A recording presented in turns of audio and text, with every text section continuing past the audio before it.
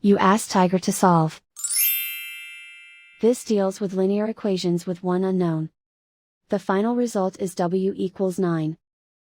Let's solve it step by step. Simplify the expression.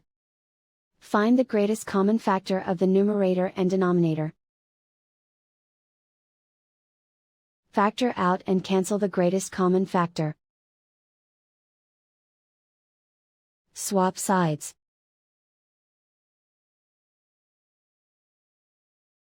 Isolate the w. Multiply both sides by 12.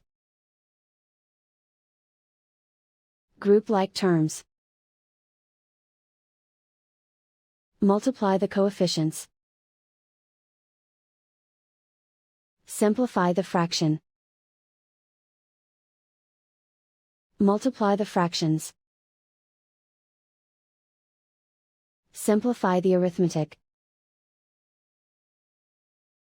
And so the final result is w equals 9.